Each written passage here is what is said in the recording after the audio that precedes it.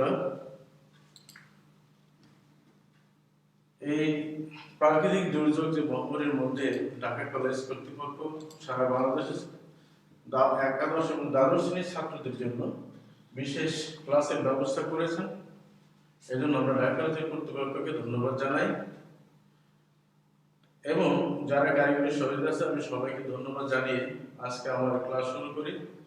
তোমরা আমার ক্লাসটা উপভোগ করার চেষ্টা করবে, যেহেতু একটা ইয়ার তোমাদের চলে গেছে, এর মধ্যে করোনা ভাইরাসের আক্রমণের কারণে সারা বিশ্বকে যখন তছনছ করে ফেলছে, তখন তোমাদের শিক্ষা ব্যবস্থা প্রায় ক্ষতিগ্রস্ত হচ্ছিল। আমরা ঢাকা কলেজে মাত্র একটা পরীক্ষা শুরু করেছিলাম, যেটাকে ইয়ার চেঞ্জ বলে। এরপরে আমরা করোনা ভাইরাসের কারণে আমরা ক্লাসটাকে পরীক্ষাগুলো বন্ধ করতে বাধ্য হয়েছি। তো আমরা তোমাদের এই ক্ষতিটা পুষিয়ে দেওয়ার জন্য ঢাকা কলেজের অধ্যক্ষ মহোদয়ের নেতৃত্বে এবং আইসিটির নেতৃত্বে আমরা যাতে তোমাদের ক্লাসগুলোতে পিছিয়ে না পড়ো, সেকেন্ড ইয়ারে যেহেতু এমনিতেই কম সময়, এই কারণে আমরা এই ঢাকা কলেজ ওয়েবসাইটে তোমাদের ক্লাসের ব্যবস্থা করেছি।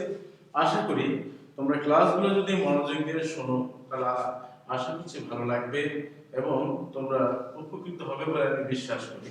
এখানে শুধু ঢাকা কলেজের ছাত্রই নয়, সারা বাংলাদেশের ছাত্ররাই তোমরা আমাদের ক্লাসগুলো ফলো করতে পারো।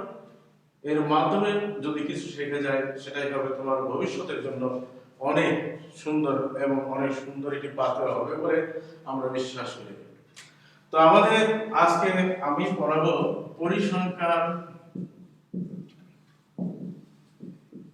দ্বিতীয় পত্র,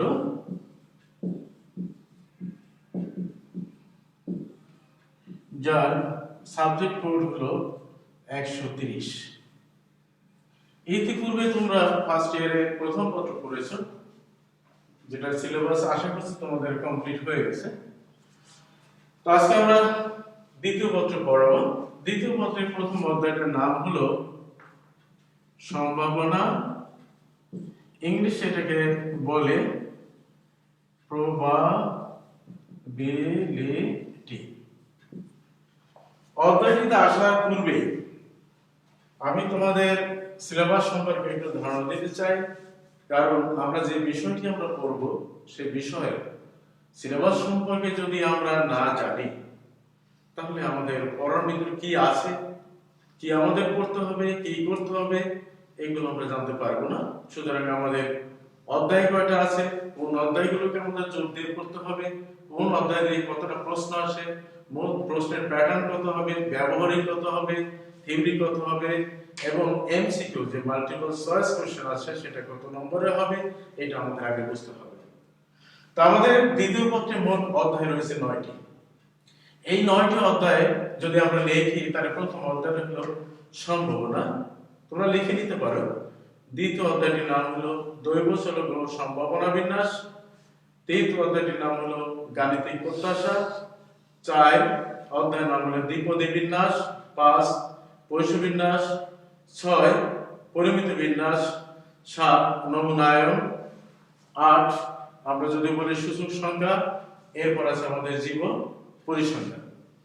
তো এখন এই 9টা চ্যাপ্টারকে মিলে আমাদের পরীক্ষায় আসে 2টা গ্রুপে আমরা ভাগ করি, যে সেখানে প্রশ্নের প্যাটার্ন কি হয়, যে এমসিকিউ তে আসে আমাদের 25 নম্বর, লিখিত সেখানে আসে 50, প্র্যাকটিক্যালে আছে 25, এই টোটাল হলো আমাদের 100 নম্বর। এই 100 নম্বরের মধ্যে 60% প্রায় এটা আমাদের থাকে। এই অবজেক্টিভের যে অংশটা 60%, সেখানে 25 নম্বরের মধ্যে প্রায় 60% থাকে আমাদের জ্ঞানমূলক এবং অনুধাবনমূলক প্রশ্ন, আর বাকি 40% থাকে প্রায় আমাদের প্রয়োগ এবং উচ্চতর দক্ষতা। আর এই 50 নম্বরের মধ্যে আমরা বলবো 5টি প্রশ্নের অ্যানসার করতে হয়, 2 বিভাগে বিভক্ত, ক বিভাগ এবং খ বিভাগ। বলা থাকে প্রতিটি বিভাগ থেকে তোমাকে টাস্ক করতে হবে, কমপক্ষে 2টি প্রশ্ন করে মোট 5টি প্রশ্ন উত্তর দিতে হবে। তাহলে এখন কথা হচ্ছে, আমি কি একটা দিয়ে 5টা প্রশ্ন অ্যানসার করব? না, যেহেতু আমাদের বিভাগ 2টা, ক বিভাগ এবং খ বিভাগ। সুতরাং দুই বিভাগ থেকে তুমি সর্বোচ্চ 3টি প্রশ্ন উত্তর দিতে পারো এক বিভাগ থেকে। তাহলে এক বিভাগ থেকে যদি আমরা 3টি প্রশ্ন উত্তর দেই, বাকি বিভাগ থেকে 2টি দিতে হবে, তাহলে মোট হয় 5টি।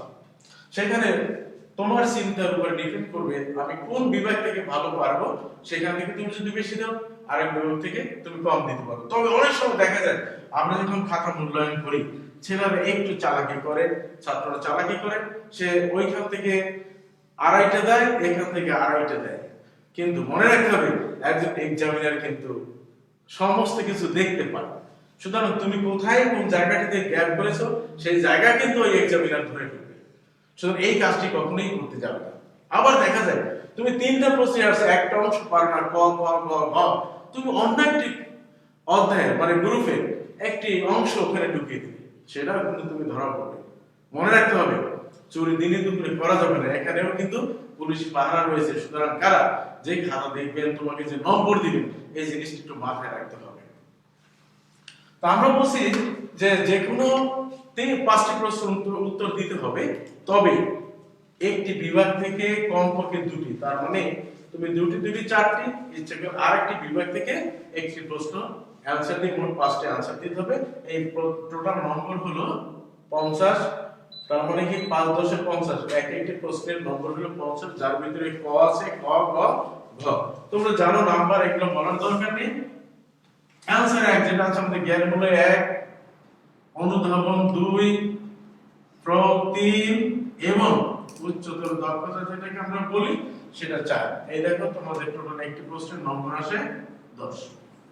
তাহলে কোন কোন চ্যাপ্টারগুলো নিয়ে আমরা বিভাগ সেকেন্ড পেপারে বিভাগগুলো করা হয়েছে সেটা দিয়ে একটু আলোচনা করি, তোমাদের উপকার হবে বলে আমি বিশ্বাস করি।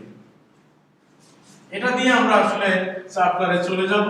একটু জানা দরকার, যেহেতু আমরা মনে করি সেকেন্ড ইয়ারে এটাই তোমাদের প্রথম ক্লাস। তো কোন কোন অধ্যায় লিখে নিতে পারো, ক বিভাগে কোন অধ্যায়গুলো আমরা বেছে নিয়েছি বা সিলেবাসে বলা আছে। ক বিভাগ 1 নম্বরে সম্ভাবনা, 2 নম্বরে সম্ভাবনা বিন্যাস, এটাকে আমরা একটু যদি বলি ভেঙে দেই, দৈব চলক ও সম্ভাবনা বিন্যাস। 3 যদি আমরা বলি গাণিতিক প্রত্যাশা,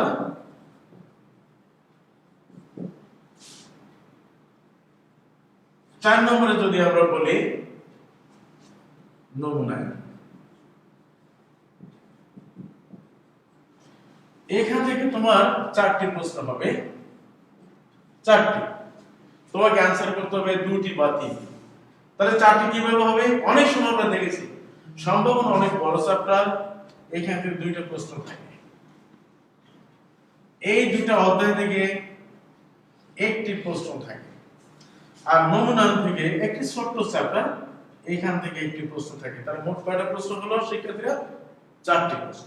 তো এই 4টি প্রশ্নের মধ্য থেকে আমরা কয়টা করব? 4টি। তার নম্বর কত? 10, 4 + 40। কিন্তু আমি आंसर করতে পারবো কত? 30 নম্বর आंसर করতে পারবো সর্বোচ্চ। আর দ্বিতীয় যে খ বিভাগ আছে সেই অধ্যায়গুলো যদি আমরা বলি, 1 দ্বিপদী বিন্যাস, 2 পরশু বিন্যাস, 3 পরিমিত বিন্যাস, 4 সূচক সংখ্যা, 5 জীবক পরিসংখ্যান।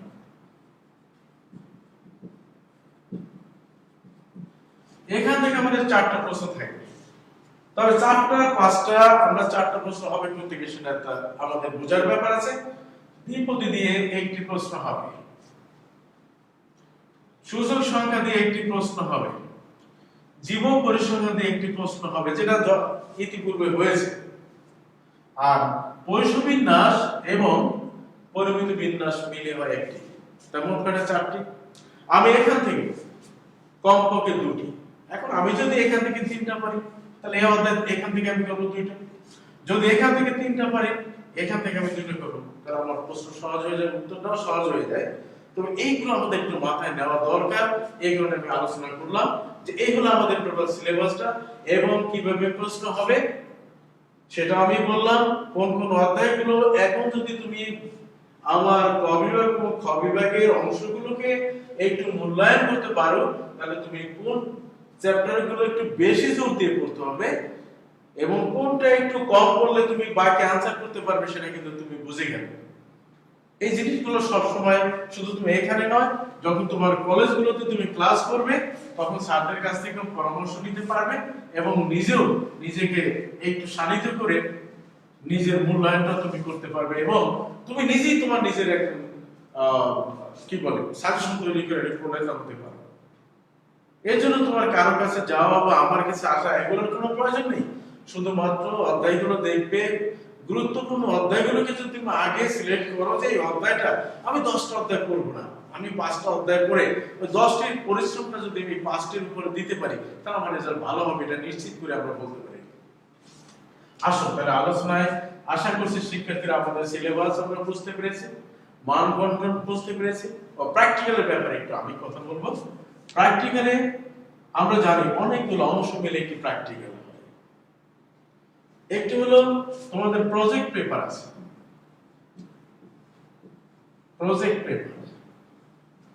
এই প্রজেক্ট পেপারে তোমাদের 8 নম্বর আমাদের শ্রেণীর শিক্ষকরা যারা ক্লাস নেন তোমরা যে কোনো একটা টপিকসের উপরে তোমাদের দিবে, তোমরা এটাকে লিখে বাসা থেকে লিখে তৈরি করে স্যারদের স্বাক্ষর নিয়ে পরীক্ষার সময় জমা দিতে হয়।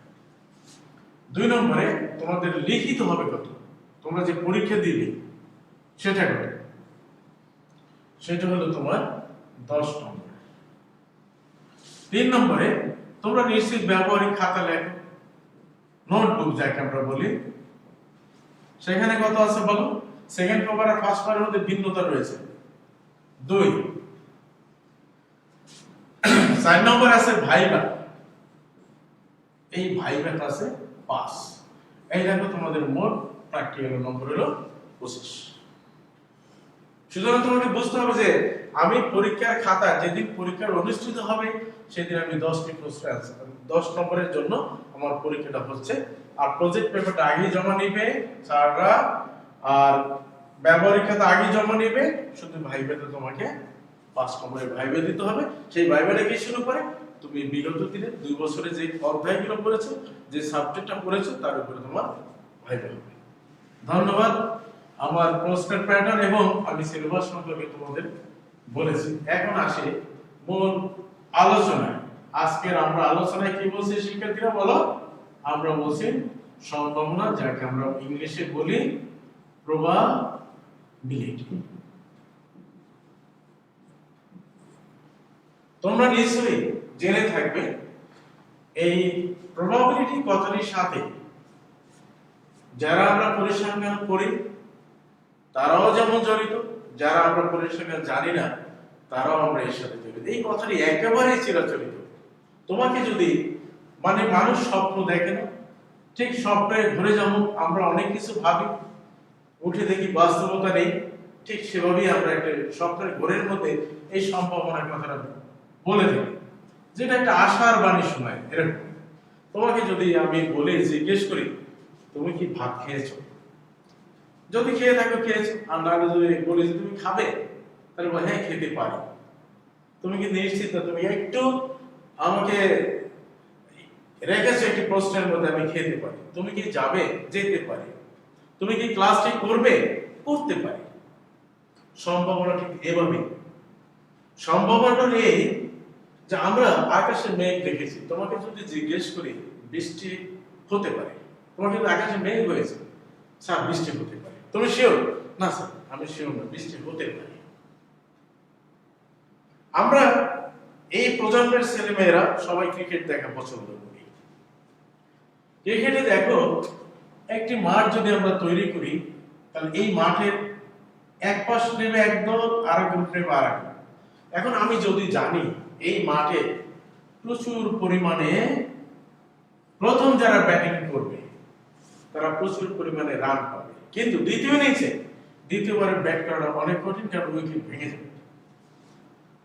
তাহলে তুমি একজন ক্যাপ্টেন, আমি একজন ক্যাপ্টেন, সবাই তো চাই প্রথম ব্যাটিং অন্তত টস জয় করে ব্যাটিং এর সিদ্ধান্ত নেব, প্রথম ব্যাট করব। মুশকিল কি সিদ্ধান্তটা আমার হাতে নয়, সিদ্ধান্তটা কিন্তু আমার হাতে নয়, তাহলে কার হাতে? একজন আম্পায়ার যাবেন সাথে, উনি একটা কয়েন নেবেন, কয়েন নিয়ে উনি টস করবেন, তোমাকে বলবে যে তুমি কোন সাইডটা নিবে, বলবে এটা, আর তুমি এটা। এখন তোমার ভাগ্যের উপর ছেড়ে দিতে হয়েছে, টস করলো, তুমি হেরে গেলে, এখন তুমি বলবো আম্পায়ারকে ভাই আরেকবার টস করেন, সুযোগ নেই। সুতরাং দিস ইজ দ্য প্রবলেম, আনসার্টেনটা কখনো কারো ভাগ্যভাবে সার্টেন হয়ে যায়, কখনো যেটা আমাদের নিশ্চিত নয় সেটা কারো ভাগ্যে, যেটা আমার কাছে অনিশ্চিত সেটা অনেকের কাছে নিশ্চিত হয়ে যায়। তাহলে আসি আমরা সম্ভাবনা কাকে বলে। আমরা যদি একটু লেখি সম্ভাবনার সূত্রটা যদি আমরা লিখি, তাহলে আমার মনে হয় সম্ভাবনা আমরা পারব। সম্ভাবনা কাকে বলে আমি বেশি কিছু লিখলাম না, লিখলাম শুধু অনুকূল ফলাফল ভাগ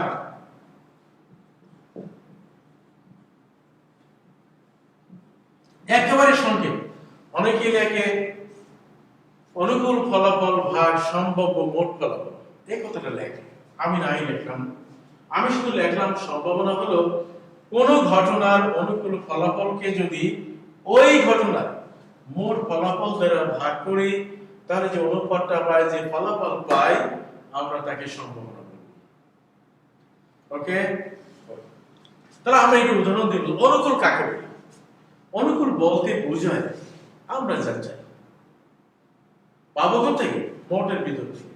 সব ফলাফল পৃথিবীতে সব জিনিস আমার জন্য এসেনশিয়াল নয়, এবং সবকিছু আমার যে পক্ষে আসবে এমন আশা করা অবকাশ নেই। সুতরাং ওখান থেকে আমরা কিছু কিছু পাবো, এবং ওই কিছুটাই দরকার, আমার বেশিটা দরকার নেই।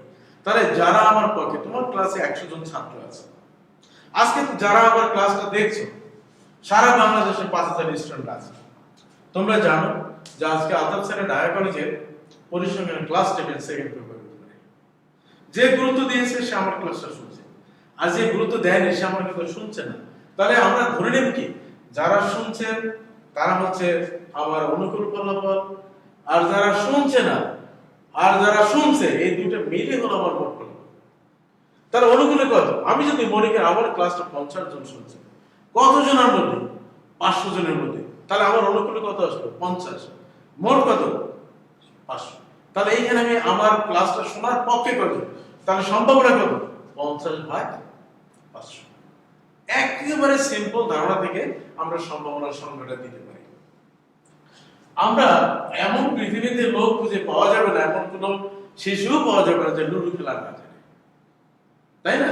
লুডু আমরা জানি, একটি লুডুর যে গুটিটা রয়েছে, ওই গুটিটা আমরা যদি মনে করি 6টি ফলাফল আছে, আমি লিখে দিয়েছি 6টি ফলাফল, তাহলে মোট কয়টি ফলাফল রয়েছে?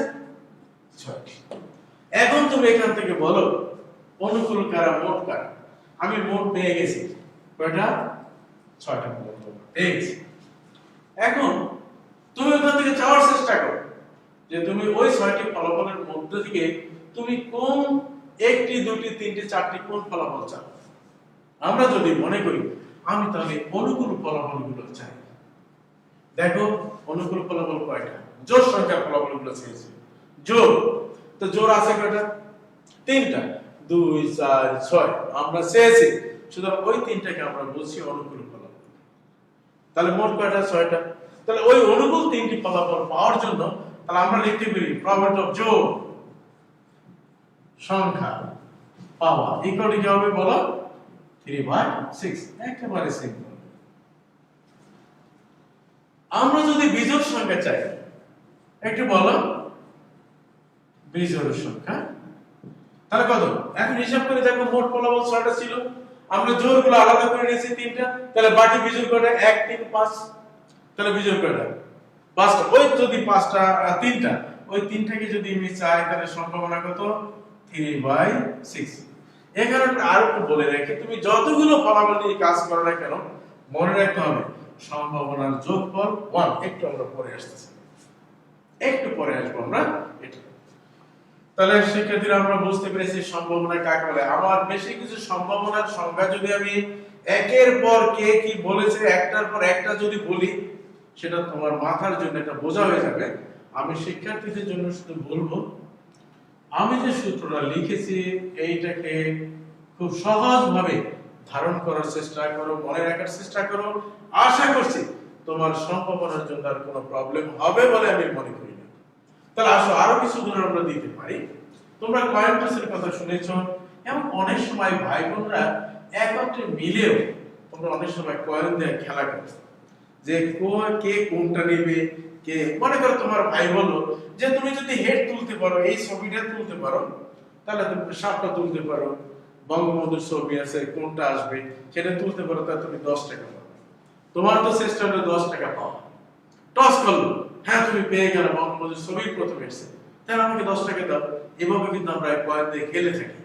তাহলে এই খেলার নাম আমরা ওভাবে দেই না, পরিসংখ্যানের ভাষায় একটাকে দেই হেড আর একটাকে দেই আমরা টেল। তাহলে এখন দেখো হেড টেল যাই হোক না কেন, মোট ফলাফল কয়টা? মোট ফলাফল দুটো, হেড এন্ড টেল। আমরা যদি এখান থেকে হেড চাই, তাহলে এই দুটো ফলাফলের মধ্যে হেড কয়টা? হেড একটি। মোট কয়টি? দুটি। তাহলে আমি যদি বলি পি অফ হেড মানে প্রফিট অফ হেড, তাহলে কয়টা? একটা। মোট কয়টা? দুইটা। তাহলে প্রফিট হেড পাবো তার সম্ভাবনা 1/2। আমি যদি টেইলের কথা অনুরূপভাবে বলি, profit of T equal to কত? 1/2। তাহলে আমরা সম্ভাবনার সংজ্ঞা থেকে যদি আমরা এই সূত্রটা মনে রাখতে পারি, তাহলে যে কোনো মানের সম্ভাবনা আমরা বের করতে পারবো। একটু জটিলতার মধ্যে আসে। তোমার একটা ভেন চিত্র দেখে, মনে করো তোমাদের ক্লাসে n সংখ্যক ছাত্র আছে, মনে করো n মানে 100।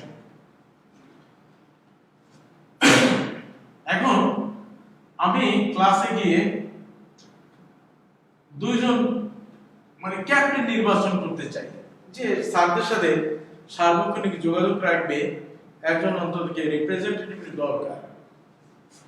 আমি বললাম যার নাম এ, অক্ষর এ, সে ক্যাপ্টেন হবে। তোমরা সবাই বললে স্যার মানি না, আমাদেরও ইচ্ছা আছে ক্যাপ্টেন হওয়ার, কারণ ছাত্রের সাথে একটু খাতির ভালো থাকবে। এটা কে না করতে চায়?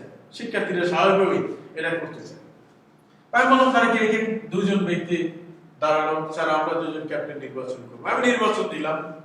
এখন ধরে নিলাম n সংখ্যক স্টুডেন্ট থেকে এ ব্যক্তিকে ভোট দিল n সংখ্যক স্টুডেন্ট, n সংখ্যক স্টুডেন্ট থেকে বি কে ভোট প্রদান করলো n2 সংখ্যক স্টুডেন্ট। আমরা জানি যে যাকে ভোট দিয়েছে সেটা হলো তার অনুকূল ফলাফল, যে যাকে ভোট দিয়েছে সেটা হলো তার অনুকূল ফলাফল। কোত্থেকে আসলে এই ভোটগুলো? মোট ফলাফল n থেকে। তাহলে দেখো ব্যক্তি রুচির পরিবর্তন করতে পারে, চাহিদার পরিবর্তন হবে, কিন্তু মোটের কিন্তু কোনো পরিবর্তন নেই। তাহলে আমরা যদি বলি এ ব্যক্তি নির্বাচিত হবে, তার সম্ভাবনা কত? একটু বলো আমার সাথে, তোমরা বলতে পারো কত? কত দরকার নেই, তুমি সূত্র কি জানো? অনুকূল ফলাফল ভাগ মোট ফলাফল। তাহলে এ ব্যক্তির অনুকূল কত? n1, মোট কত? n। তাহলে এ ব্যক্তি নির্বাচিত হওয়ার সম্ভাবনা n1 ভাগ n। অনুরূপভাবে আমরা যদি বি ব্যক্তির কথা একটু চিন্তা করি, তাহলে বি ব্যক্তি নির্বাচিত হবে, তার সম্ভাবনা কত? তা আমরা জানি না, তবে সূত্র জানি কি? অনুকূল ফলাফল ভাগ মোট ফলাফল। তাহলে বি ব্যক্তির অনুকূল কত ছিল? n2। মোট কত ছিল? n। তাহলে বি ব্যক্তি নির্বাচিত হওয়ার সম্ভাবনা কত হলো? n2 ভাগ n। এভাবে করে কিন্তু আমরা একেবারে এই সূত্রটা আমরা সংক্ষেপে লিখেছি। অনেকে বড় করে লিখতে পারেন, যে কোন ঘটনার অনুকূল ফলাফল ভাগ ওই ঘটনার সম্ভাব্য মোট ফলাফল, যেটা ছাত্রদের জন্য একটু বোঝা হয়ে যায়। বোঝার জন্য এর সাথে সহজ জিনিস আর নেই, যে অনুকূল ভাগ মোট। আমি অনেক সময় এভাবেও বলি তোমার বেশি কিছু বলার দরকার নেই। অনুকূল বা মোট কি অনুকূল, অনুকূল ফলাফল বা মোট ফলাফল, এতটুকু জানলে আমরা সম্ভাবনা পাব। প্রিয় শিক্ষার্থীরা, আমরা এখানে না মুছে দিতে পারি। আশা করি যারা আমার ক্লাসটা শুনছো, অনুধাবন করছো, তারা হয়তোবা আমার ক্লাসটা লিখে নিয়েছো। আমরা একটু মুছে এখন আরো কিছু অংশ আমাদের এই সম্ভাবনার জন্য পড়তে হবে। আজকে আমাদের কতগুলো সংজ্ঞা পড়া দরকার, সেটা হলো, না হলে এই সম্ভাবনা আমরা পড়তে পারবো না। সেটা হলো, প্রথম সংজ্ঞাটি হলো, আমি দুইটা জিনিস পড়ব, পরীক্ষণ, আর একটা হলো দৈব পরীক্ষা। এই দুইটার মধ্যে আমরা একটু ভুলিয়ে ফেলি। হ্যাঁ, এই জিনিসটা একটু আমাদের বুঝতে হবে। দৈব পরীক্ষাটা কি আর পরীক্ষণটা কি?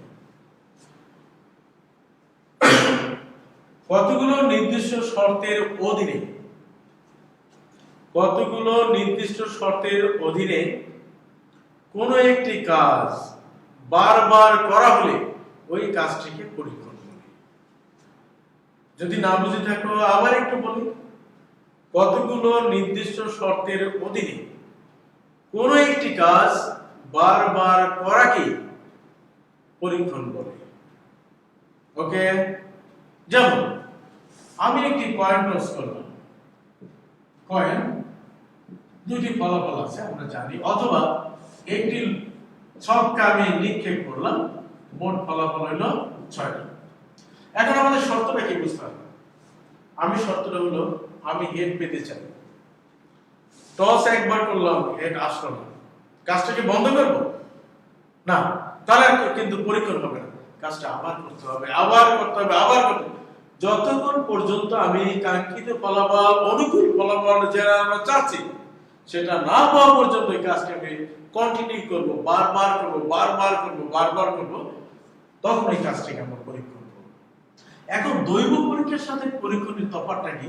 এই পরীক্ষণের সাথে চেষ্টার একটি সম্পর্ক আমরা তফাৎ আমরা দেখব, তাদের মধ্যে পার্থক্যটা দেখব। এখন দৈব পরীক্ষণ এই, দৈব আমাদের কোনো হাত নেই, এটা হলো প্রথম কথা। তাহলে একটু যদি আমরা এটাকে সুন্দর করে বলার চেষ্টা করি, তাহলে এভাবে হবে। কোন ঘটনা, তুমি যে কাজটা করবে সেই কাজের মধ্যে মোট ফলাফল কত হবে তা তুমি বলতে পারবে। প্রত্যেকটা ফলাফলের সম্ভাবনা কত হবে তাও তুমি বলতে পারবে। শুধু একটি জায়গা বলতে পারবে না, ঘটনা ঘটার সম্ভাবনা কত তা তুমি বলতে পারবে। সরি, সম্ভাবনা বলতে পারবে, কিন্তু কোন ঘটনাটি ঘটবে সেটা তুমি বলতে পারবে। আবারও বলছি, মোট ফলাফল আমি বলতে পারবো, তুমি বলতে পারবে। প্রতিটি ফলাফলের সম্ভাবনা কত তাও তুমি বলতে পারবে, কিন্তু ঘটনা কোনটি ঘটবে তা কিন্তু আমরা বলতে পারবো না। এই কারণে এর নাম হয়েছে দৈব পরীক্ষা। যেমন আমরা যদি উদাহরণ দেই, তুমি লুডো খেলো, উদাহরণ লেখা আছে আমার এখানে, লুডো খেলো, আমরা প্রত্যেকেই 6 পেতে চাই। এখন তুমি জানো, দেখো দৈব পরীক্ষার মধ্যে কি, পরীক্ষণ হলে 6 আসে নাই আবার করব, আসে নাই আবার করব, আসে নাই আবার করব, যত ইচ্ছা ততবার আমরা করতে পারবো, যতক্ষণ পর্যন্ত আমরা কাঙ্ক্ষিত ফলাফল না পাই। কিন্তু মুশকিলটা কোথায়? মুশকিল হলো এখানে, তুমি আগে থেকেই জানো মোট ফলাফল 6টা। প্রত্যেকটা ফলাফল ঘটার সম্ভাবনা 1/6। কিভাবে? 1 পর সম্ভাবনা 1/6 তুমি বলতে পারো, 2 পর সম্ভাবনা তুমি বলতে পারো, 3 পর সম্ভাবনা তুমি বলতে পারো, 4 পর সম্ভাবনা তুমি বলতে পারো, 5 পর সম্ভাবনা তুমি বলতে পারো, 6 পর সম্ভাবনা তুমি বলতে পারো। মোট বলতে পারলে প্রত্যেকটা ফলাফল ঘটার সম্ভাবনা বলতে পারো, কিন্তু বল নিক্ষেপ করে কোন ফলাফলটি আসবে তা তুমি কি বলতে পারো? এটা বলতে পারো। এই জন্য নাম হলো দৈব পরীক্ষা। যেমন ইতিপূর্বে আমরা দুজন ক্যাপ্টেন একটা উদাহরণ দিয়েছিলাম যে মাঠ চয়েস কিভাবে করে, কোন সে ব্যাটিং নেবে না ফিল্ডিং নেবে। এমনকি শুধু এটা ক্রিকেটে নয়, এটা কিন্তু আমাদের ফুটবলে রয়েছে, কোন সাইড কার নেবে। সূর্যোদয় যদি পূর্ব দিকে ওঠে তাহলে কেউ পশ্চিম দিকে নিতে চায় না, তার অবস্থানটা সে পূর্ব দিকে নিতে চায়। আবার সূর্যোদয় যখন পশ্চিম দিকে হেলে যায় তখন সে কিন্তু পূর্ব দিকে খেলতে চায় না, কারণ চোখের সূর্যের রশ্মিটা সরাসরি তার চোখের দিকে পড়বে। এই কারণে গোলকিপারে তার কিপিং করতে সমস্যা হবে। এজন্য সে সূর্যোদয়ের দিকে তার ঠিক সেই অনুগুলি নিতে চায়, তার অবস্থান। তো যাই হোক, আমরা সেখানে দেখলাম যে এই যে ডিসিশনটা নেওয়া যে আমি ব্যাটিং নেব না ফিল্ডিং নেব, তা ডিপেন্ড করে কার উপরে? কয়েন টসের উপরে। সেখানে থেকে তুমি আগে থেকে আমরা বলতে পারি, ক্যাপ্টেন তুমি বলতে পারে তার হারার সম্ভাবনা বলতে পারে, যে তার সম্ভাবনা বলতে পারে, এবং এখানে কত রকমের ঘটনা ঘটতে পারে তাও উনি বলতে পারবেন। কিন্তু একটি জিনিস বলতে পারবেন না নিশ্চিত করে, যে কোনটি ঘটবে, ওনারটা আসবে না ওনার অপোজিটে যে রয়েছে তারটা আসবে। এই জন্য এই নামটি হলো দৈব পরীক্ষা। আশা করছি আমার শিক্ষার্থীরা ভালো করে অনুধাবন করতে পেরেছে এবং আমরা একটু আগাই সামনে। তাহলে পরীক্ষণ গেল, এখন আসলে আমাদের চেষ্টা।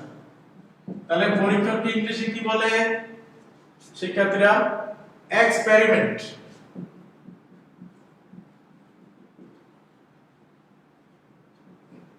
যদি আমরা চেষ্টা, এটাকে ইংলিশে কি বলে? ট্রায়াল। এটা আমরা ট্রায়াল, এটা কিন্তু ইংলিশে এভাবেও আমাদের প্রশ্ন অনেক সময় দিয়ে দেয়, ট্রায়াল। এখন একেবারে ছোট্ট একটা উদাহরণের মাধ্যমে আমরা পরীক্ষণ এবং চেষ্টার মধ্যে একটি তফাৎ দেখাতে পারি। একটা সিম্পল উদাহরণের মাধ্যমে আমরা ইতিপূর্বে বলেছি, দেখো কতগুলো নির্দিষ্ট শর্তের অধীনে কোন একটি কাজ যখন বারবার করা যায় শর্ত পূরণের জন্য, তখন ওই কাজটিকে আমরা পরীক্ষণ বলেছি। আর চেষ্টা হলো কতগুলো নির্দিষ্ট শর্তের অধীনে কোন একটি কাজ একবার মাত্র সম্পন্ন করা হলে তাকে আমরা ট্রায়াল বলি। এখন তোমাদের প্রশ্ন, স্যার শর্ত যদি পূরণ না হয়, আমি তো হেড চেয়েছিলাম স্যার, কয়েন টসে হেড চেয়েছিলাম স্যার, আমার তো হেড আসে নাই, কিন্তু আপনি তো শর্তে বলছেন হেড আসতে হবে, হেড তো আমি পাইনি স্যার, তাহলে কাজটাকে আমি আরেকবার করতে পারবো? যদি চেষ্টা হয় তাহলে দ্বিতীয়বার করার সুযোগ নেই, কিন্তু যদি পরীক্ষণ হতো তাহলে দ্বিতীয়বার না, যতবার না আসবে ততবার তুমি কাজটি করতে পারবে। তাহলে এখন বলতে পারি শুধু এইটি যে পরীক্ষণের প্রত্যেকটা বার কি চেষ্টা করি, কারণ পরীক্ষণ তো বারবার করতে হবে, তাহলে পরীক্ষণের প্রতিবার কি আমরা চেষ্টা করতে পারি। ওকে, আমাদের আরেকটি গুরুত্বপূর্ণ হলো, দেখো আমরা ইতিপূর্বে এস লিখেছি, এটা আমরা বলি নমুনা ক্ষেত্র, এটাকে আমরা বলি স্যাম্পল স্পেস। এটা আমাদের বেশি জানা দরকার। স্যাম্পল স্পেস হলো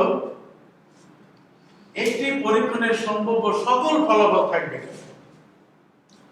একটি পরীক্ষণের মধ্যে যত রকমের ফলাফল ঘটবে, সেটা তোমার অনুকূলে হোক, সেটা তোমার প্রতিকূলে হোক, তুমি চাও আর নাই চাও, সবাই এখানে থাকবে। যেমন একটা ক্লাসরুম, যে আমাকে পছন্দ করে সেও আমার ক্লাসে থাকবে, যে আমাকে পছন্দ করে না সে আমার ক্লাসে থাকবে, তার ক্লাসরুমটা। তবে এখানে সমস্যা কি?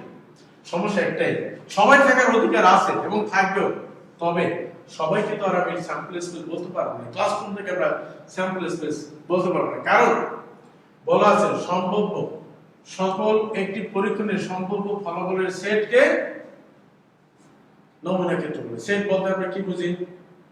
যে সকল ফলাফলগুলো সাজানো এবং সেকেন্ড ব্র্যাকেট দিয়ে ক্লোজ করে দাও, এটাই হলো সেট। সেট কথাটা বললে সাজানো কথাটা না বললেই চলে, কারণ সেট মানে সাজানো কতগুলো দ্রব্যের সমান, আমরা এটা জানি। তো সম্ভাব্য সকল ফল, একটি পরীক্ষণে যতগুলো ফলাফল পাওয়া যেতে পারে, ওই ফলাফলগুলো সাজিয়ে লিখে যে সেটটা আমরা পাই তাকে আমরা স্যাম্পল স্পেস বলি। যেমন আমরা ইতিপূর্বে লিখেছি, এখন তোমরা বলতে পারো এটা কিসের সেট বলো? আমরা জানি একটি লুডো গুটিতে মোট 6টি ফলাফল রয়েছে। 6টা ফলাফলকে আমরা সাজিয়েছি 1 2 3 4 5 6, এবং প্রত্যেকটা ফলাফলকে আমরা কমা চিহ্ন দিয়ে আলাদা আলাদা করেছি, তার মানে হলো একটি সেট, এবং এটাকে আমরা নমুনা ক্ষেত্র বলি। এখন তোমরা এটা বলো, এটা সেট হয় কিনা?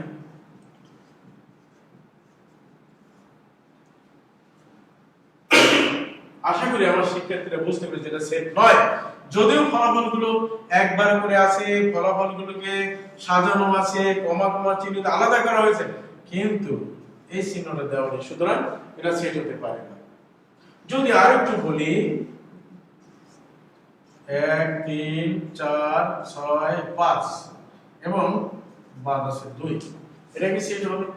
আমরা দেখতে পাচ্ছি প্রত্যেকটা ফলাফল একবার করে আছে, কমা কমা চিহ্ন দিয়ে আলাদা করা আছে, সেকেন্ড ব্র্যাকেটে দেওয়া আছে। তাহলে এটাকে আমরা সেট বলবো না, এটাকে আমরা সেট বলতে পারি না, কেননা ফলাফলগুলো সাজানো নেই। আবার এটাকে আমরা সেট বলতে পারি না, দেখো 1 2 3 4 5 6 এগুলোকে সেট বলা যায় না, কেননা সব ঠিক আছে, একবার করেই প্রত্যেকটা মানকে লেখা আছে, সেকেন্ড ব্র্যাকেট দেওয়া আছে, কিন্তু কমা কমা চিহ্ন দিয়ে এই ফলাফলগুলো আলাদা করে বোঝানো হয়নি, সুতরাং এটাকে সেট বলা যাবে না। সেট হবে শুধু ওই সকল মানের সেট যে মানগুলো সাজানো থাকবে, হয় তুমি বড় থেকে ছোট সাজাও অথবা ছোট থেকে বড় সাজাও, এবং প্রত্যেকটা ফলাফল একবার থাকবে এবং সেকেন্ড ব্র্যাকেট ক্লোজ করা থাকবে। এই ফলাফলগুলোকে দিয়ে আমি সেট বানালাম এবং একে আমরা নমুনা ক্ষেত্র বলি। এখন আমরা যদি বলি নমুনা বিন্দু, এগুলো আমাদের একটু পড়তে হবে রে ভাই, না পড়লে আমরা কিন্তু এটা পারবো না, এটা বোঝার ব্যাপার। আর এগুলো আশা করছি তোমাদের খারাপ লাগবে না। এটা ইংলিশে বলে কি বলো? Sample point. কাকে বলে? আমরা বলি এই ক্লাসে শুধুমাত্র যে ইন্টারমিডিয়েটের জন্য গুরুত্বপূর্ণ তাও নয়, যারা অনার্স স্টুডেন্ট রয়েছে, ফার্স্ট ইয়ারে অনার্স আছে, যারা নন মেজর হিসাবে পরিসংখ্যান আছে, গণিতের ছাত্রদের রয়েছে, কেমিস্ট্রির ছাত্রছাত্রীদের রয়েছে, আমার জানার মধ্যে জিওগ্রাফিটা আছে, ফিজিক্স আছে, তোমরাও যদি এই লিংকে ঢুকে আমার এই ক্লাসটা বোঝার চেষ্টা করো, তাহলে অনেকগুলো ক্লাস তোমরা একেবারে একটা পেপার আছে টোটালি তোমাদের এই বিষয়টা পড়তে হবে, যার সাথে ইন্টারমিডিয়েটের সাথে অনার্সের কোর্সে হুবহু মিল আছে। সুতরাং তোমরা ইচ্ছে করলে যারা অনার্সের আছো, তারা যদি লিংকটা পেয়ে যাও দয়া করে, যে তোমরা কিন্তু বিভিন্ন দেশের বিভিন্ন প্রান্ত থেকে আমাদের এই ক্লাসগুলো চেষ্টা করতে পারো, এবং এগুলো জানো যে কমার্সের জন্য একেবারে কম্পালসরি, আমাদের 7 কলেজের জন্য পরিসংখ্যানের চ্যাপ্টারগুলো কম্পালসরি। সুতরাং তোমরা ইচ্ছে করলে যদি লিংকটা পেয়ে যাও অথবা জেনে যাও দয়া করে যে কোন লিংক থেকে আমাদের এই ক্লাসগুলো হচ্ছে, তাহলে আশা করি শুধু ইন্টারমিডিয়েট ছেলেরা উপকৃত হবে না, অনার্সের ছেলেমেয়েরাও অনেক উপকৃত হবে। Each of the elements in the sample point is called the sample space is called the sample point. আমরা বলতে পারি যে একটি নমুনা ক্ষেত্র যে সমস্ত ফলাফল নিয়ে গঠিত, তাদের প্রত্যেকটা ফলাফলই হলো এক একটি নমুনা বিন্দু। যেমন আমরা লিখেছি 1 2 3 4, এটা যদি আমরা বলি তাহলে 1 একটি নমুনা বিন্দু, 2 একটি নমুনা বিন্দু, 3 একটি নমুনা বিন্দু, 4 একটি নমুনা বিন্দু। ওকে, তাহলে একটি নমুনা ক্ষেত্র যে সমস্ত ফলাফল নিয়ে গঠিত হয়, তাদের প্রত্যেকটি কি এক একটি নমুনা বিন্দু বলে, যার অর্থ হলো each of the elements in the sample space is called the sample point. এবার আমরা সেই আসল জায়গায়, যেটা আমাদের জানা একান্তই দরকার, সেটা কি? ঘটনা, ইভেন্ট।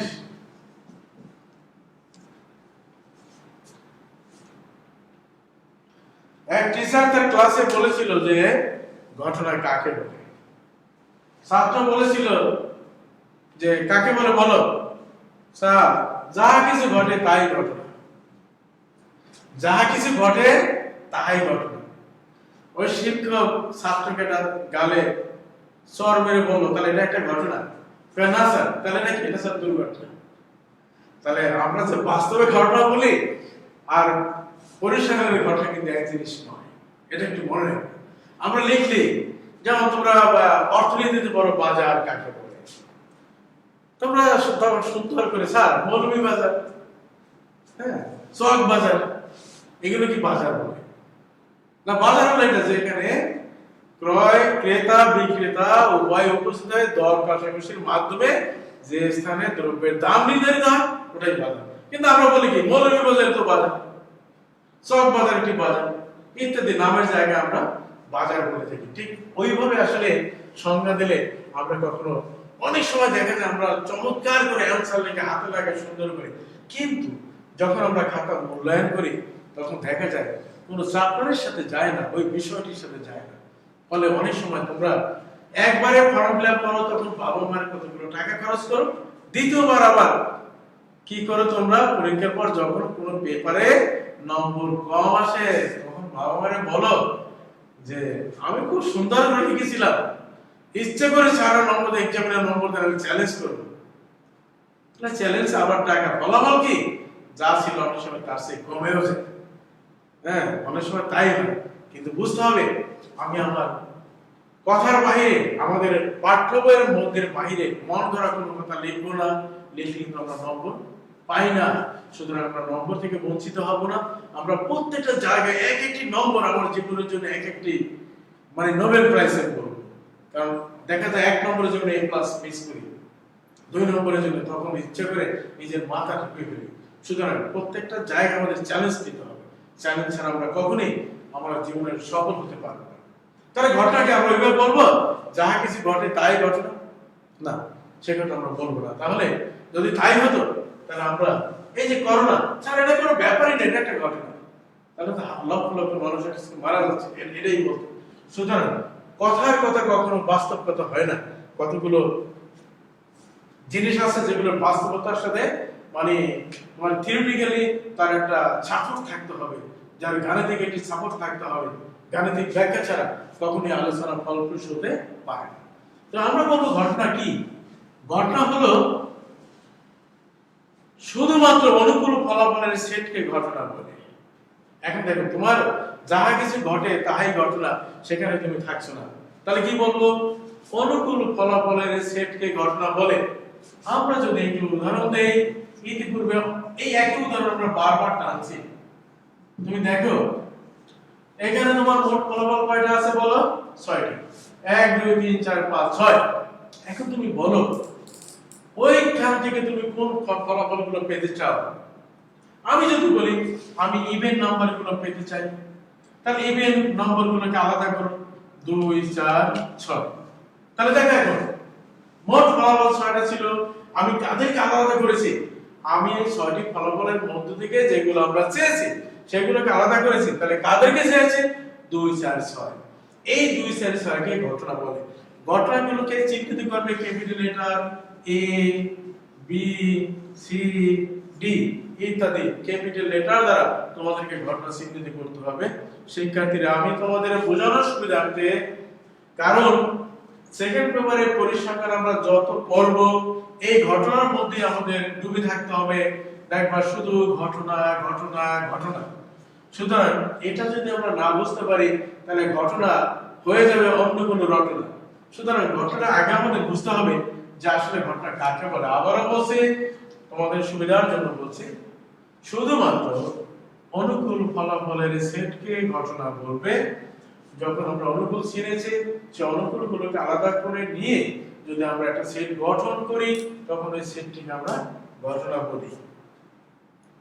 তো সেক্ষেত্রে আমরা বুঝতে পেরেছি ছাত্রছাত্রীরা, আশা করছি ক্লাসটা আমি মনে করি যে একটু যদি মনোযোগ দিয়ে শোনো এবং চেষ্টা করো তাহলে আমার ক্লাসটা বুঝতে পারবে। তাহলে এই ঘটনাগুলো কেন বলেছি যে ঘটনার মধ্যে ভাগের কোনো শেষ নেই। এখন যে দুইটা ঘটনা আমি পড়াবো সেটা অত্যন্ত গুরুত্বপূর্ণ। সেটা নেই, তোমরা নাম শুনবে যে বর্জনশীল ঘটনা, আরেকটি হলো অবর্জনশীল ঘটনা। এটাকে বলে এইখানে পরস্পর বর্জনশীল লেখে, পরস্পর অবর্জনশীল লিখলাম না, লিখলাম বর্জনশীল মিউচুয়ালি এক্সক্লুসিভ ইভেন্টস, আর এটাকে বলবো নট মিউচুয়ালি এক্সক্লুসিভ ইভেন্টস। এখানে একটি সুন্দর উদাহরণের মাধ্যমে আমরা বলতে পারবো যে বর্জনশীল ঘটনা কাকে বলবে। এটা তোমরা যদি একটু চিন্তা ভাবনা করো তাহলে তোমরা নিজেরাও এটা উত্তর নিজেরা তৈরি করতে পারো। কি করে দেখো, আমি যদি এভাবে বলি 2 বা ততোধিক ঘটনার মধ্যে যদি একই ফলাফল না পাওয়া যায়, না দেখা যায়, তখন ওই ঘটনাগুলিকে বর্জনশীল ঘটনা বলে। আবারও বলছি, 2 বা ততোধিক ঘটনার মধ্যে যদি একই ফলাফল না পাওয়া যায়, একই ফলাফল না দেখা যায়, একই উপাদান বিদ্যমান না থাকে, তখন এই ঘটনাগুলোকে বর্জনশীল ঘটনা বলবো। আমরা দুটি ঘটনা একটু লিখে তোমাদেরকে বোঝানোর চেষ্টা করি। তুমি মনে করো একটি ঘটনা যার ফলাফল 1, 3, 5, বি আরেকটি ঘটনা যার ফলাফল হলো 2, 4, 6। If we consider the two events, then you compare each of the elements A and B, then you get there is no common elements. আমরা যদি A এবং B এর ফলাফলগুলো মিলানোর চেষ্টা করি, তাহলে দেখা যায় A ঘটনাটি 1, 2, 3, 1, 3, 5 এই তিনটি ফলাফল নিয়ে গঠিত, B ফলাফলটি 2, 4, 6 নিয়ে গঠিত। তোমরা কি দেখতে পাচ্ছ একটি ফলাফলের সাথে আরেকটি ফলাফলের কোনো মিল আছে? একই চেহারায় অবস্থান করছে না।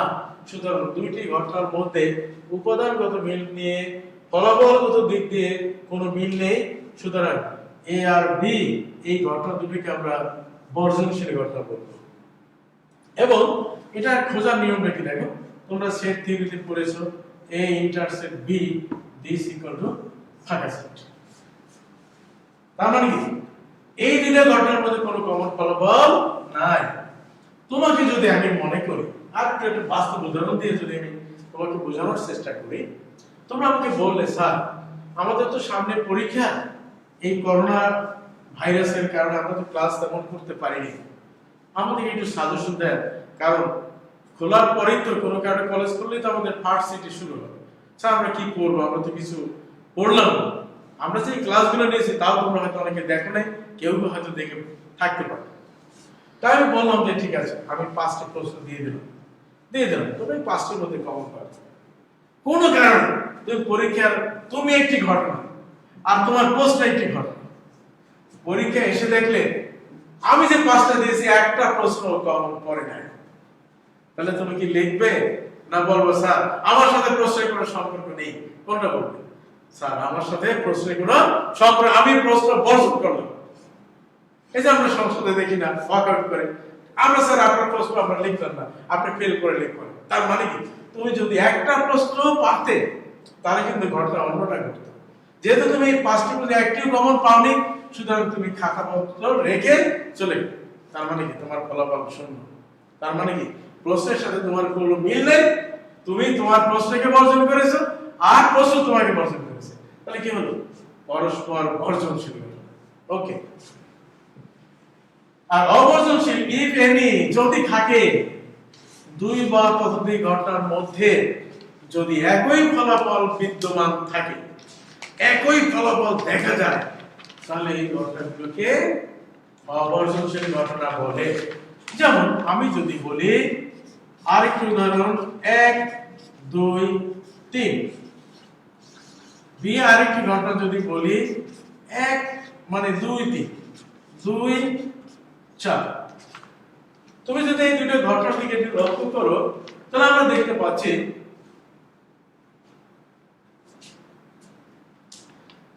আরো দেখতে পাচ্ছি। তাহলে দেখো এর একটি ফলাফলের সাথে বির একটি ফলাফল মিলে গেছে, তার মানে কি সম্পর্ক আছে। তাহলে এইটাকে আমরা বলবো এ আর বি কে পরস্পর অবর্জনশীল ঘটনা বলবো। তাহলে শিক্ষার্থীরা আমরা কি শিখলাম? তাহলে দুই বা ততোধিক ঘটনার মধ্যে যদি একই ফলাফল দেখা যায়, তাহলে এই ঘটনাগুলোকে বলবো আমরা অবর্জনশীল। তাহলে তুমি এখানে কি লিখবে? A intersect B equal to not ফাঁকা সেট, কারণ তাদের মধ্যে কমন আছে। তার মানে কি A ইন্টারসেক্ট B কত? 2 কমন আছে। সুতরাং A আর B কে পরস্পর অবর্জনশীল ঘটনা বলে, আর কমন না থাকলে আমরা তাকে বর্জনশীল বলবো। এখন আরো কতগুলো ঘটনা আমরা মৌখিকভাবে বলবো, সেটা হলেই যে নিশ্চিত ঘটনা,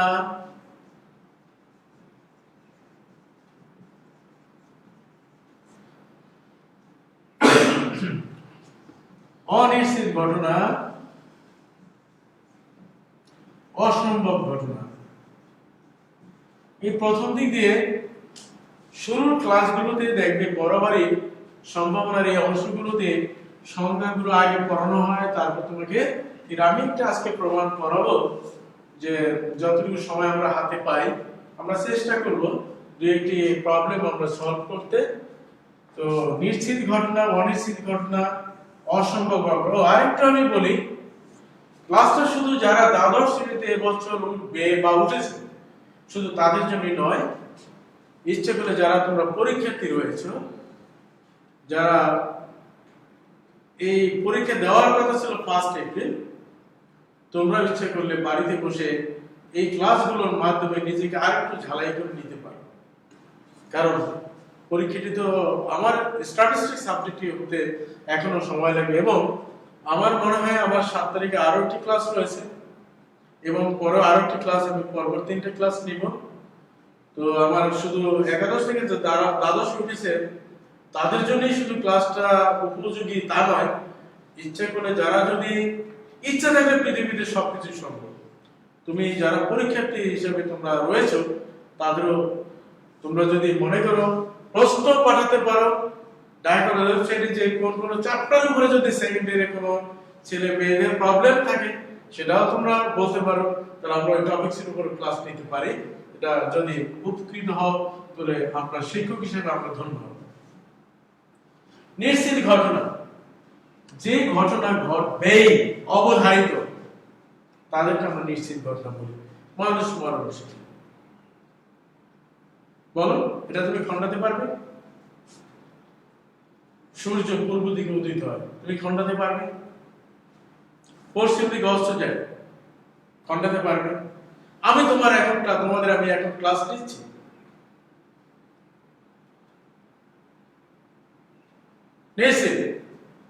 আকাশে মেঘ দেখেছি, বৃষ্টি হতে পারে, কি হবে? এটা অনিশ্চিত, কারণ বৃষ্টি হতে পারে নাও হতে পারে। তাহলে নিশ্চিত এবং অনিশ্চিত ঘটনাগুলো আমরা বুঝতে পারি, যেটা ঘটবেই অবধারিত। আমরা এক কথা বলতে ইউনিভার্সাল ট্রুথ, ওগুলোকে আমরা নিশ্চিত ঘটনা বলি। আর যে ঘটনা ঘটতেও পারে নাও ঘটতে পারে। তুমি আমাকে বলে স্যার আজকে আমি ক্লাসে আসবো, নিশ্চিত না স্যার। তুমি ক্লাসে এসছো, আমার ক্লাস শুনছো, নিশ্চিত। তুমি আমার কথা শুনবে, অনিশ্চিত। তুমি আমার কথা শুনছো, এটা নিশ্চিত ঘটনা। আরেকটি আছে দেখো, অসম্ভব ঘটনা। অনেকে এই অনিশ্চিত ঘটনা আর অসম্ভব ঘটনাকে এক জায়গায় এক তালে মিলিয়ে ফেলে, যে স্যার লিখে আসছে, আরে কি লিখছো স্যার? অনিশ্চিত অসম্ভব, অসম্ভবই অনিশ্চিত, এটা কোনো ব্যাপার স্যার? ওই যে আমরা ছোটবেলায় পড়েছি জানিবে বোট, কিন্তু আসছে জানিবে ট্রেন। আমরা বোটের জায়গায় শুধু ট্রেন লিখে দিয়েছি। স্যার কোনো ব্যাপার না, আমরা এসে সব মুখস্থ লিখে আসছি স্যার। কেমনে? স্যার কি বলেন, যেখানে ট্রেন ছিল, যেখানে বোট ছিল, ওই জায়গায় শুধু ট্রেন দিয়েছি। হ্যাঁ, রচনা তো সোজাই আসছে স্যার, আমি 100% দিয়েছি। তাহলে ওই নম্বর আবার ওই যে বাসের জায়গায় যদি ট্রেন লিখে যদি ট্রেন রচনা লেখা যায়, তাহলে নম্বর যেমন কমই আসে। তা আমরা এই অসম্ভব এবং অনিশ্চিত ঘটনাকে আমরা অনেক সময় ঘুরিয়ে ফেলি। এই জায়গাটা একটু ঠিক রাখতে হবে। অসম্ভব হলো যে ঘটনা কখনোই ঘটবে না, আর এটা কিন্তু ঘটতে পারে নাও ঘটতে পারে। দুই ধরনের টার্ম, হয় হবে, হয় হবে না। আমি ক্লাস নেব অথবা ভাত খাবো অথবা খাবো না। এটা কখনো এই ধরনের কনফিউশনের কোনো সুযোগ নেই। অসম্ভব ঘটনা যা কখনো ঘটবে না তাকে আমরা অসম্ভব ঘটনা বলি। যেমন মানুষ মরবে না, তুমি যদি আজকে বলো কি মানুষ মরবে না, বলবো অসম্ভব, মানে পাগল আর ছেলে করবে, তার মানে কি মানুষ মরবে। তুমি যদি সকালবেলা গল্প করো, আমি জানি সকালবেলা দেখে কি সূর্যটা পশ্চিম দিকে উঠেছে, আমি ডাক দিয়ে বললাম এই সূর্য তো কেন, দৌড়ে এসে পূর্ব আকাশে গেছে। এই গাঁজাগুলি যত গল্প আছে সবগুলো অসম্ভব ঘটনার মধ্যে পড়ে। সুতরাং যে ঘটনা কখনোই ঘটবে না তাকে অসম্ভব ঘটনা বলে। এই অসম্ভব ঘটনার সম্ভাবনা সর্বদাই 0। তোমার যদি ইচ্ছা আসে, অনুধাবনে আসে, একটা করে জ্ঞানমূলক প্রশ্ন অনুধাবনে যদি আসে প্রবাবিলিটি অফ a = 0 ব্যাখ্যা করো, তাহলে কি বলবে? অর্থ কি? প্রবাবিলিটি অফ a = 0 এই কথার অর্থ হলো এই একটি অসম্ভব ঘটনা, কারণ এ কখনোই ঘটবে না, আর যে ঘটনা ঘটবে না তার সম্ভাবনা জি। সুতরাং এখন তুমি যদি বলো একটি ছক্কায়, আমি যদি একটা ক্রিকেট খেলার কথা বলি, তুমি যদি ব্যাটিং করো, বলো এক বলে তুমি সর্বোচ্চ 6টি রান পেতে পারো। এখন তুমি যদি নো নো নো 93 রান পেতে পারো, যে রেকর্ড আছে যে এক ওভারে 93 রান নিয়েছে, হ্যাঁ, এটা তো হবে না। তাহলে তোমার স্বাভাবিক চিন্তা করতে হবে যে এক ওভারে সর্বোচ্চ বল কয়টা? 6টি। এর মানে 6টি, একটা বল 6 বার করতে হবে। তাহলে বলো এক বলে সর্বোচ্চ রান কয়টি আসে? 6টি, 4টি, 3টি, 2টি, 1টি আর 0। ওরা কেউ ধরে না। তাহলে এখন যদি বলি এক বলে 7 পাওয়া যাবে, সম্ভাবনা কত? তুমি কি বলবে বলো? আমি যদি বলি এক বলে 7 পাওয়া যাবে, তার সম্ভাবনা কত? তুমি যদি শিখে থাকো তাহলে বলবো স্যার এই অসম্ভব ঘটনা। কেন? এক বলে সর্বোচ্চ রান পাওয়া যায় 6, তার 7 আসে কি করেছে? This is the impossible event, এটাকে আমরা অসম্ভব ঘটনা বলি। ওকে স্যার, তো আজকে আমরা একটা গাণিতিকের কথা তোমাদের বলেছিলাম যে আমরা একটু পড়ি, যদিও সৃজনশীলের যুগে আমরা গাণিতিক দিয়েই আলোচনা করি এবং সংজ্ঞাগুলো জ্ঞানের জন্য বলি, এবং সাবজেক্টের প্রাথমিক ধারণা থেকে এগুলো আমাদের জানাও প্রয়োজন আছে। তো আজকে বলবো একটু সম্ভাবনার মান, একটু প্রশ্ন থাকতে পারে, আমরা অবজেক্টিভগুলো দেই। সম্ভাবনার মান কত থেকে কতর মধ্যে?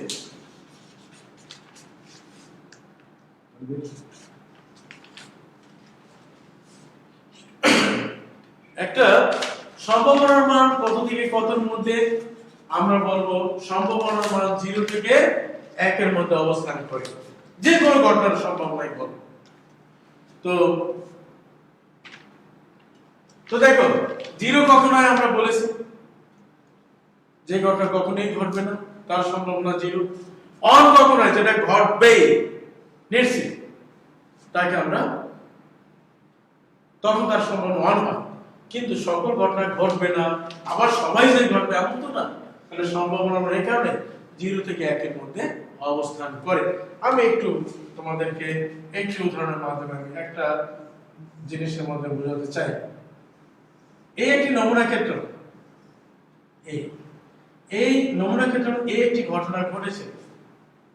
এখন n সংখ্যক ফলাফল এই নমুনা ক্ষেত্রের মধ্যে রয়েছে, তার ওই n সংখ্যক ফলাফলের মধ্য থেকে m সংখ্যক ঘটনা এই ঘটনার অনুকূলে এসেছে।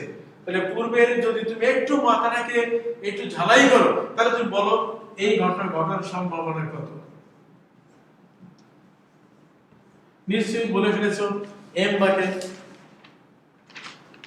ওকে, m বাকে। এখন আমি সর্বদাই আমার ছাত্রদেরকে সহজ উপায়ে বোঝানোর চেষ্টা করি। এর ভিতর থেকে কেউ বুঝবে, কেউ বোঝার চেষ্টা করবে না। আশা করি তোমরা সবাই আমার ক্লাসটা আজকে বোঝার চেষ্টা করেছো, যারা আমার ক্লাসটা শুনেছো। আমি এই ব্যাপারে 3টি প্রশ্নের অবতারণা করব। সেই 3টি প্রশ্নের মধ্যে একটা হলো, প্রথমেই বলবো তুমি একটি কাজ করতে গেছো, সেই কাজের মধ্যে সকল ফলাফল যে তোমার পক্ষে আসবে এমন তো কথা নেই। আমি ধরে নেব, প্রথমেই ধরে নেব আমি আমার পক্ষে কোনো ফলাফল নাও পেতে পারি। ওকে, 2 নম্বরে আমি বলবো, যেমন আমি যদি আমাকে এখন তোমাদের প্রশ্ন করি, আচ্ছা আমি যে তোমাদের 45 মিনিট অ্যাকাউন্টে ক্লাস নিলাম, তোমরা বলো আমার ক্লাসটা তোমাদের কেমন লেগেছে? কেউ রেসপন্স করলে না, কারণ আমি ধরে নিলাম তোমরা আমার ক্লাস কেউই বোঝেনি, তার মানে কি আমার অনুকূল ফলাফল নেই। শুনো, দ্বিতীয়বার বললাম একটু অনুনয় বিনয় করে, এত কষ্ট করে আসলাম আর তোমরা আমার ক্লাসটা বুঝলে না, তাহলে আগে বললেই তো পারতে। তাহলে ওই টপিকগুলো আমি আবার একটু রিভিউ করতাম যাতে তোমার মাথার মধ্যে ঢোকে। তোমরা আগে বললে না কেন? এটা তোমরা ঠিক করো।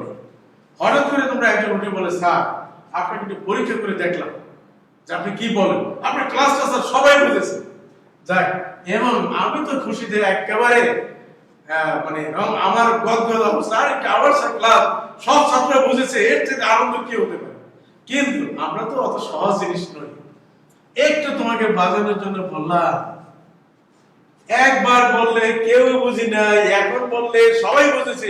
সত্যি বল, এক ছেলে হয়তো বা ওই যে আমরা শিয়াল আর সিংহের গল্পের মতো, যে ভয় কখনো কখনো সাহসে পরিণত হয়, সাহসে। তখন যখন মানুষ আটকে যায়, তুমি যখন আমাকে মারবে, তখন যদি জানি যে আমার পালানোর কোনো পথ নেই, তখন কিন্তু সাহস বেড়ে যায়। আর যদি দেখি পালানোর কিন্তু পথ আছে, তখন কিন্তু তোমাকে, তোমার ভয়ে আমি দৌড়াবো, তুমি আমাকে পাবে না। জিজ্ঞেস করলাম যে সত্যি বলো, একবার বললা তোমরা আমার ক্লাস কেউ বুঝে নাই, আবার বললা স্যার সবাই বুঝেছে, আসলে কারণ কি? একজন উঠে বললো, স্যার সত্যি বলবো? হ্যাঁ বলো, নির্ভয় বলো। স্যার সত্যি কথা কি, আমরা যে একেবারে আপনার ক্লাস কেউ বুঝি নাই এই কথা ঠিক, মানে কেউ না কেউ বুঝেছে। তার মানে কি, কেউ যদি বুঝে থাকে তাহলে শূন্য বলা যাবে না, শূন্যের সাথে বেশি। তবে স্যার সবাই বুঝিনি। তাহলে অর্থটা কি দাঁড়ালো? গাণিতিক ব্যাখ্যাটা কি দাঁড়ালো? আমার ক্লাস তোমরা বুঝেছো, তবে একেবারে সবাই তা নয়, মোটের সাথে কম। একেবারে কেউ না, তার মানে কি শূন্যের সাথে বেশি। ক্লিয়ার ছাত্ররা? ক্লিয়ার তো? তাহলে আমরা তিনটা কোশ্চেনকে আমরা অ্যারেঞ্জ করলাম, বুঝি নাই, সবাই বুঝেছে, কেউ কেউ বুঝেছে। এই তিনটা ইকুয়েশনের মাধ্যমে আমরা একটা ইকুয়েশন তৈরি করতে পারি। দেখো, থার্ড ইকুয়েশনটাকে আমরা লিখতে পারি এইভাবে। লেখার পর প্রথম দুটো কন্ডিশনে তো কি বলেছে? প্রথম, স্যার আপনার ক্লাস আমরা কেউই বুঝি নাই, আনতে হবে তিনটাকে ম্যাচিং করতে, তাই হয়। দ্বিতীয় কন্ডিশন বলছে সবাই বুঝেছে,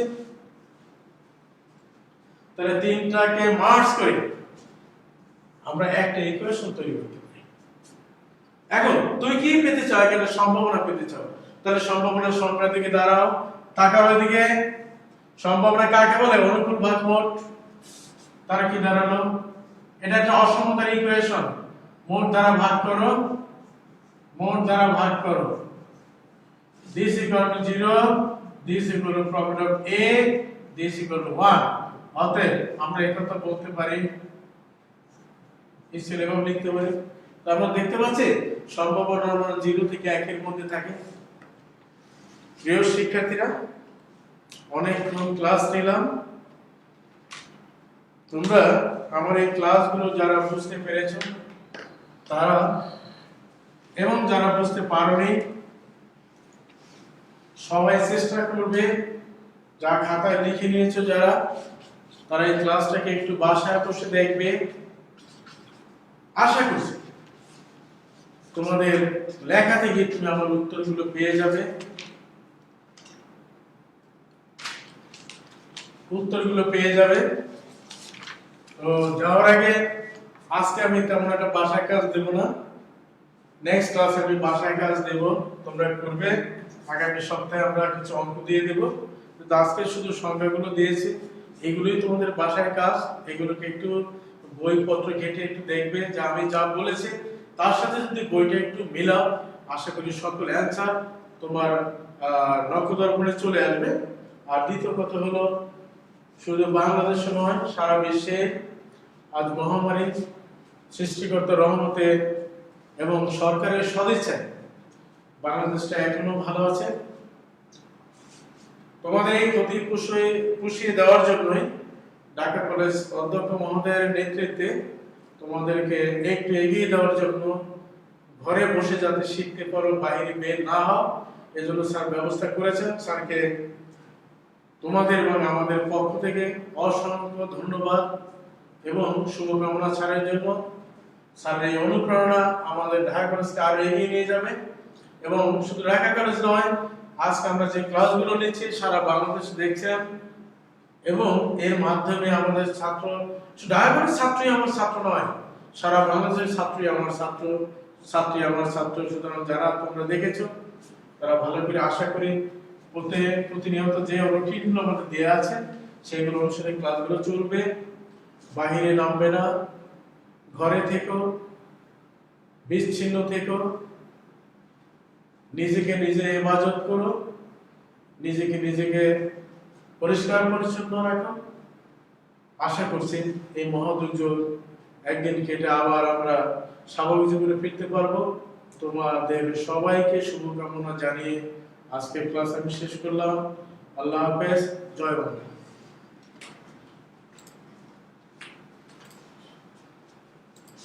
শেষ। Thanks for watching. Please subscribe, like, share and comment.